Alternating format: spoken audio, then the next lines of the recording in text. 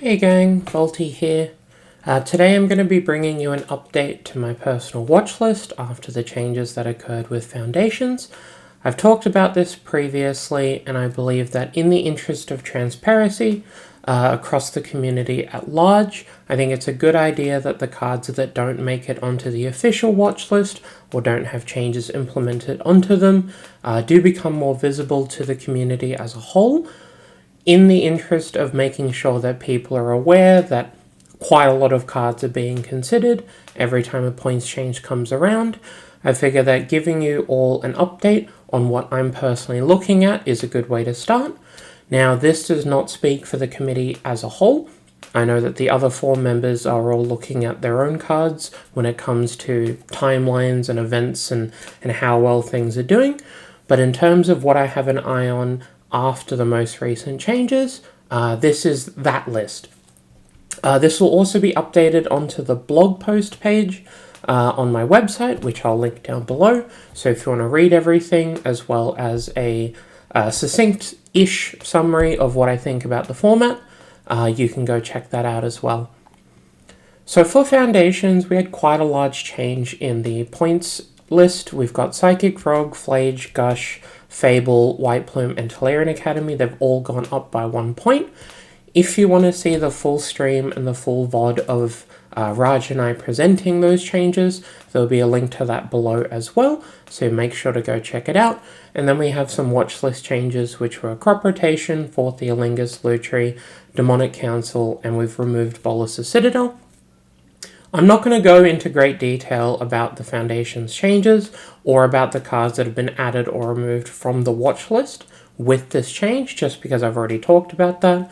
However, let's get into the cards that I believe I should be keeping an eye on going into the future months, especially with CanCon coming up and some other large events as well.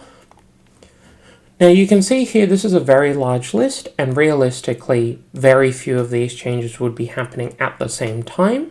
However, in terms of what I think on the points list could or should be adjusted, depending on the results that we see after the Foundation's points update, this is what I currently have an eye on. At the halfway mark between Foundations and the next points update in February, I'll update this list. I'll update the blog as well, because I'll have more data to work with and I'll have a better idea of what actually is performing quite well. And so we can reevaluate and see, what cards may need adjustments. So the first 3 are Fourth, Lutri, and Demonic Council. As I've said, I'm not going to talk about them, so let's skip to Time Walk. Basically, the Nadu Walks deck is quite good. It's pretty comfortably Tier 2, Tier 1.5, and there are a number of limiting factors when it comes to its overall success rate. The fact that it's relatively inaccessible to play the deck, that's a big one, and the fact that people are unclear on what exactly they should be doing with those cards, in terms of how much of a combo package they dedicate, how many just generic good stuff cards they play. Because of this, the subject of cards like Nadu Winged Wisdom getting pointed, and whether or not the Fable and Flage points will actually impact walks, I don't know that any of those are relevant. I believe going into this points period, if Nadu walks continue, or I'm going to call it walks from now on actually, because some walks players are issuing Nadu. If walks becomes too good, or becomes too obviously good, and it's just inhibited by accessibility, I think that pointing any of the cards around it are going to be insufficient and are not going to be fixing the problem. So if Time Walk is at 5 and Spellseeker is at 1, and you have 1 flex slot and we keep pointing cards that are in that flex slot, they're just going to be changing those cards. The rest of the deck will stay the same. The actual gameplay experience will stay the same. Between Time Walk to 6 and Spellseeker to 2, I don't have too much of a preference, realistically. I think that Spellseeker isn't showing up enough as a 3-mana 1/1 shooter for very specific cards, like Tainted Pact, for example. It does show up alongside the Thassa's Oracle package, and if we wanted to do some splash damage to Thoracle, because that deck was doing very well, then it would make sense to point Spellseeker. If we're very specifically targeting walks as an archetype in order to encourage 4-color Omnath non-walk midrange, for example, then Time Walk going to 6 would be my preference. Now the optics of this will be very difficult to pass.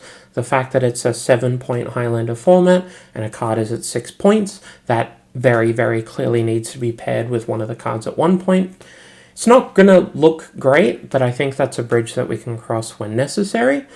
I don't believe in sacred cows. I don't believe in optics in favor of format health. If Walks needs a point, I'm going to push to point Time Walk exactly. I think it's by far the best card in Highlander in a vacuum, just because it works with literally every other card that you would put in your deck. So that's on my watch list. Next up, we have Reanimate from 1 to 2. I talked about this briefly in the VOD with the Foundation's points changes. The gap between Reanimate and every other reanimation spell is really, really large. However, the gap between those reanimation spells and each other is much smaller. So if you point Animate Dead, people just cut it in preference for Dance and Exhume and Life Death. If you point any number of those 2-mana ones, they'll simply change gears. Reanimate is the cream of the crop, that's why it's the one that's at 1 point. And if we believe that Graveyard Hate is insufficient, or people are packing a lot of Graveyard Hate and it's simply not enough, or that the individual power level of the card appearing outside of dedicated Reanimate strategies, using Troll of Khazad-dûm or Reanimating Baraghoth is too high, then Reanimate itself is what I would be pointing. Underworld Breach to 4 from 3. I think this is a long overdue change. I've pushed it in the last couple of points updates, and I will continue to push it. The card is completely heinous. The fact that so few ways to interact with Breach as a concept or as a card are meaningfully impactful enough and safe, so to speak, suggests that it's relatively impossible to actually hate out Breach without dedicating a full 8 to 9 cards in your sideboard, and I think that's insufficient. The fact that the card itself wins the game on the spot basically every time you cast it is terrifying. Those decks play discard spells, they play Gitaxian Probe, they play counter spells, and in terms of Gamble getting pointed and Breach being left at 3, I disagreed with that. I'm not convinced that Campbell needs to go to 0, however I do think the card is on the weaker side of 1, but Underworld Breach as a whole is much closer in power level to the 4-point cards than it is to any of the 3-point cards. Next up is Seasoned Engineer. White Plume went to 3, and I was a big proponent of that change. I thoroughly believe that it was by far the best initiative card and that there was a actual 2 to 3 point gap between it and all of the other initiative cards. Next up, obviously, is Seasoned Engineer. That card is easily the second best initiative card. However, much like Reanimate, the gap between White Plume and all of the other initiative cards is much larger than the gap between Seasoned Engineer and the other initiative cards at 4. However, in saying that, that gap is very real, and Seasoned Engineer is by far better than all of the other 4-point initiative cards, colors excluded, obviously. So whether or not this goes to 2 will really depend on people if people keep spending points on Seasoned Engineer and White Plume Adventurer, because if we want to keep pointing that mechanic, I think White Plume going to 4 before Seasoned Engineer going to 2 is incorrect, and I think Seasoned Engineer might end up at 2, especially if White Plume starts being eschewed and people are just going back to the 4-mana initiative cards. Next up is Nadu, 1 to 2. I'm keeping this separate from Walks, because I genuinely believe that there are quite a lot of Nadu decks that are undiscovered or underexplored. And in regard to all of those decks, Nadu as a card has a very, very rancid gameplay attached to it. The ability to draw a million cards, fill your hand, and pass the turn without being able to kill your opponent is really annoying and frustrating for your average player, because they might believe that they do have a chance, they might believe that their opponent has drawn enough air that they might be able to get out of it. For the most part, this is a gameplay experience pointing. However, the card itself is individually powerful. Whether or not it's more powerful than the other 2-point cards, or whether it's more in line with the 1-point cards, I believe that decision will depend on how much we see Nadu outside of walks. But the card itself, it just promotes really unhealthy play patterns. If you're going to do a thing that takes a really large amount of time and a lot of game actions, it should be ending the game immediately for both of your opponent's sake, your own sake, the tournament structure's sake, the judge's sake. Whether or not it stays at 1, I would be fine either way realistically, especially if the time walk change happens, but it's something I'm keeping an eye on. Next up is Entomb 0 to 1. I think this is probably a change that will be shut down a couple of points updates in a row. Entomb as a card has notable weaknesses, like if your opponent has Graveyard Hate, or if they manage to have some amount of cheap interaction, they can simply let the Entomb resolve and then counter the follow-up spell.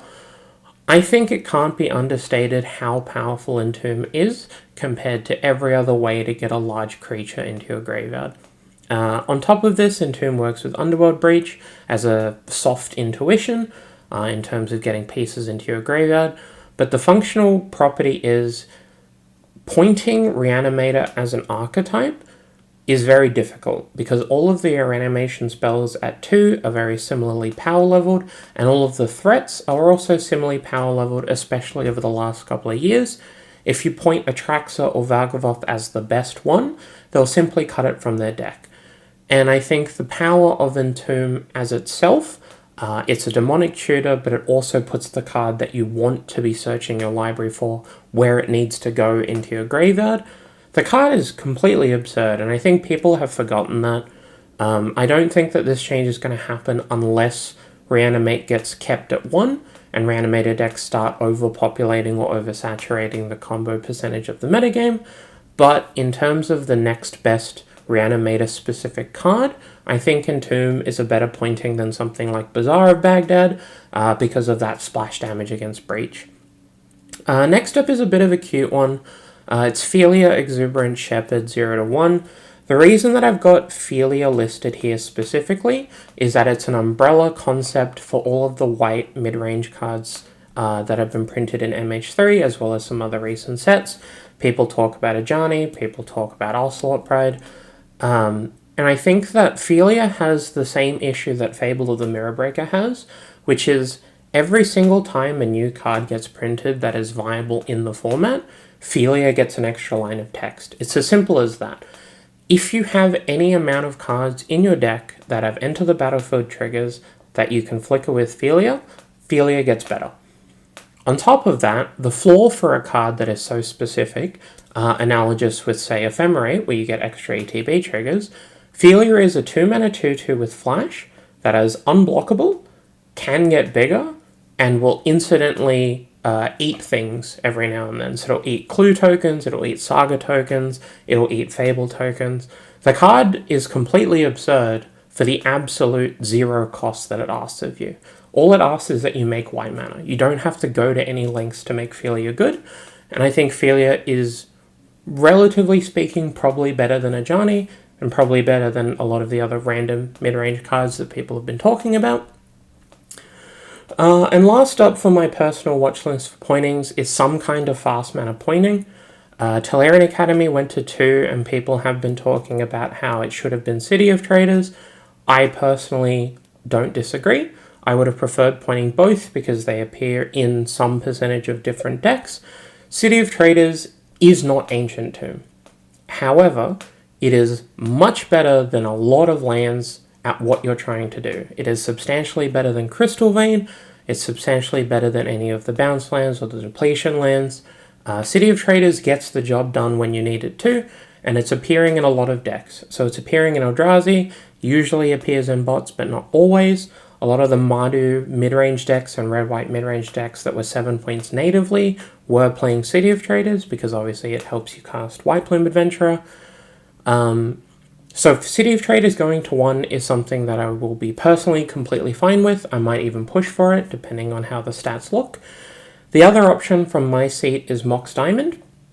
Mox Diamond has a few issues that City of Traders doesn't. So Mox Diamond requires you to have a higher land count, and ideally you need to be able to do something to offset the card disadvantage, whether that's the initiative, whether that's drawing extra cards, or the monarchy, or whatever it may be. However, Mox Diamond is effectively a 0-mana spell that allows you to play an extra land drop from your hand. From there, you have a rainbow-colored land that taps for any color and without restriction. It doesn't have, a Cavern of Souls tag or anything like that. And you go from turn 1 having 2 mana to turn 2 having 3 mana, and it just keeps escalating. The amount of mana you get by offsetting one of the cards in your hand is much more substantial than Simian Spirit Guide, Lotus Petal, for example, Chrome Mox even, because that offsets a real card. So I think if we're pointing something from the fast mana spectrum, I would prefer it to be City of Traders. However, I wouldn't be surprised, depending on the upcoming statistics that we look at, whether both need to be pointed or whether it should just be Diamond for ease of use. Next up, we have my personal watch list for D-pointings. A lot of these I'm not going to be advocating for very aggressively unless the format reaches a relatively healthy place with some notable gaps in the metagame. First up is Ancestral Recall 5-4.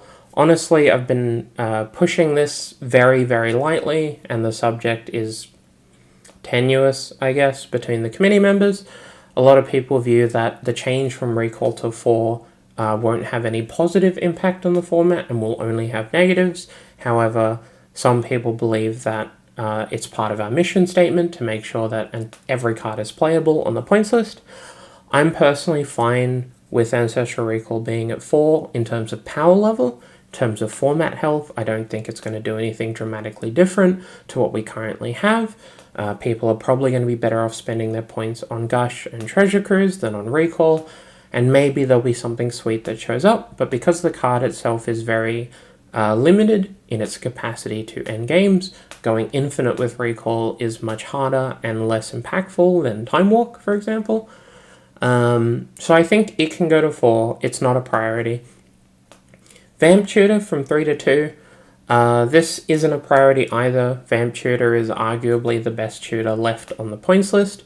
The fact that it gets anything you want and is at instant speed, unlike Imperial Seal, is relevant. The fact that it goes on top of the library is very marginally relevant at the moment because of things like Metamorphosis Fanatic, but the fact that it's 1 mana is the biggest deal. I'm not convinced that Vamp Tutor is a 3-point card. I'm also not convinced it's a 2-point card, but it's something I'm keeping an eye on. Time Vault 4-3. This would realistically just be a format health thing.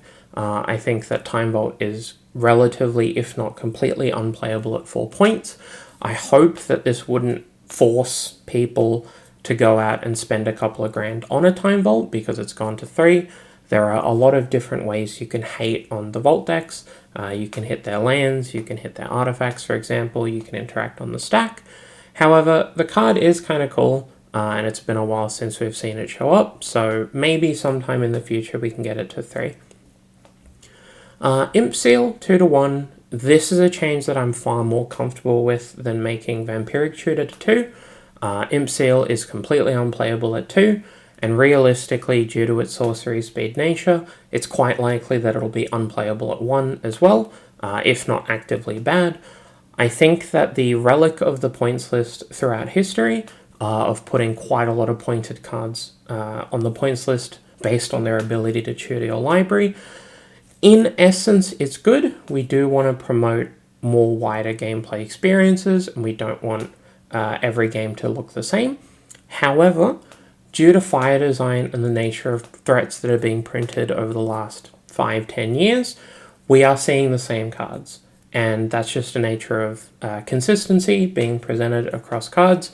The fact that Fable digs you really deep allows you to play the same 4-drop every time.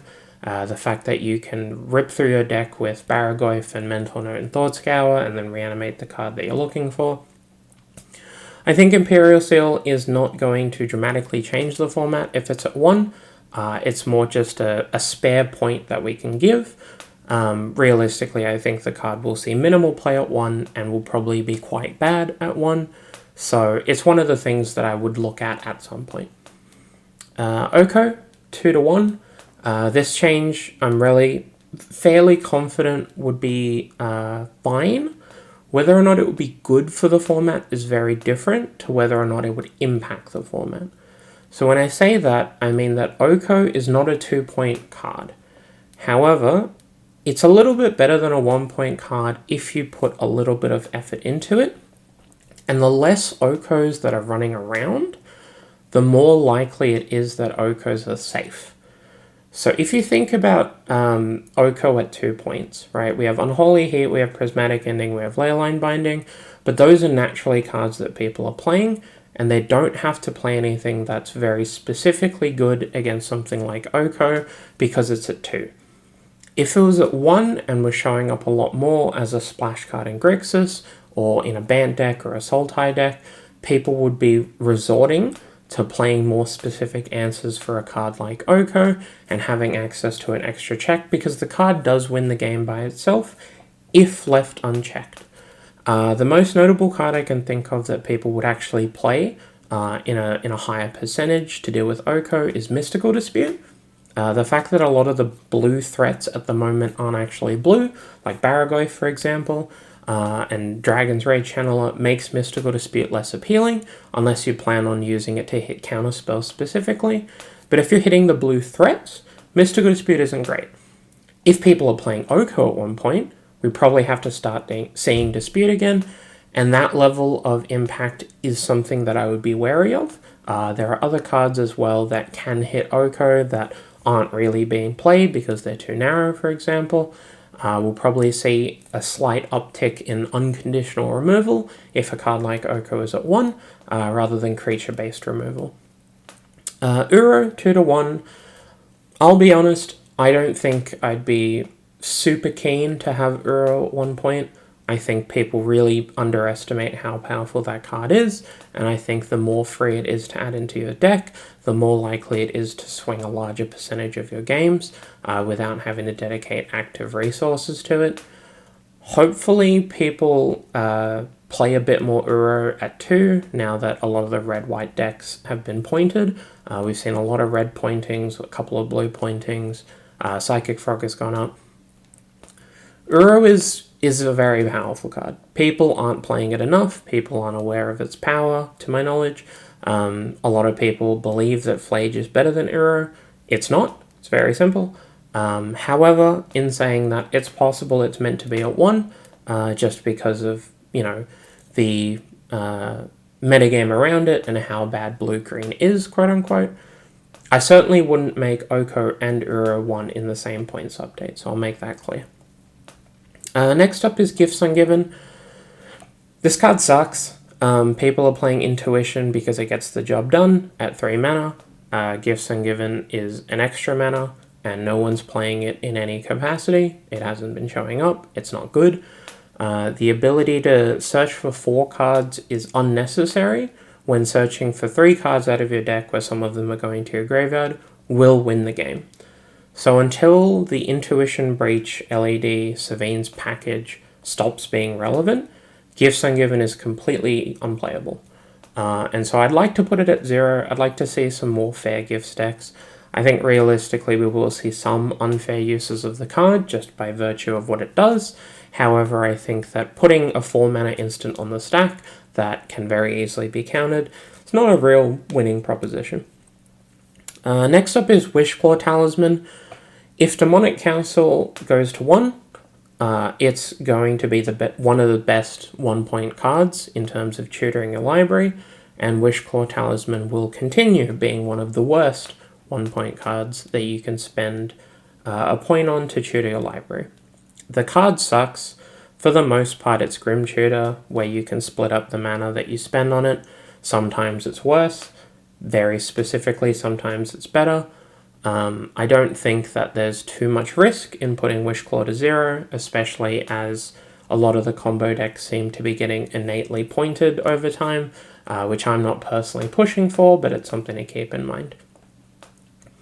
Crop Rotation to 0. I've talked about this on the VOD, about the Foundation of Points update. I'm not going to go into too much detail. This isn't a high priority, if I'm honest, just because the card doesn't actively do anything good for the format, unless we expect people to be getting Gaia's Cradle and make Llanowar Elves playable again. The next change, however, is something to help out green, which is Natural Order, 1 to 0. Natural Order is a very, very powerful card. For 4 mana, you can get an Atraxa, or you can get a Crater Hoof, and you'll usually win the game on the spot. However, it asks you to put a bunch of mana into your deck so that you can reach 4 mana.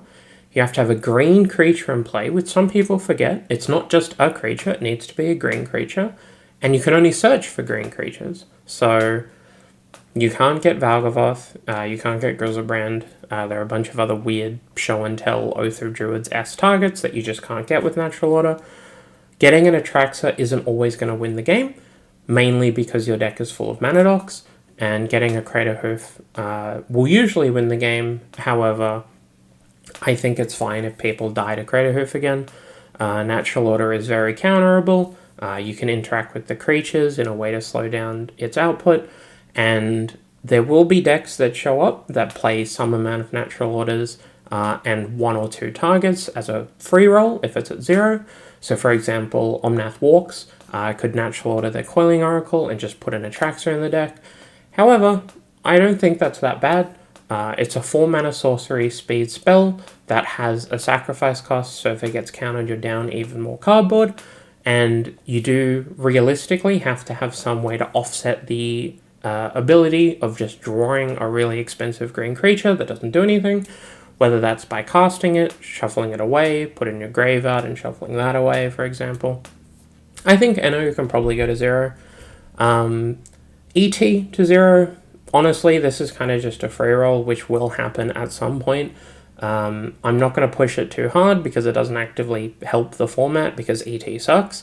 If ET is at 0 and more people play it, they will lose more games because they have Enlightened Tutor in their deck, and over time it'll just peter out and it'll just be a forgotten card until some new busted enchantment or artifact comes into play. ET for Breach at 0 would be good. However, you're still putting an ET in your deck, and if you don't have the ability to go off with your Breach, there aren't too many other things that you can be doing with it. I'm not going to push for it too hard, but it's something that I'm watching because the card is just horrifically bad at 1. Gamble, 1 to 0.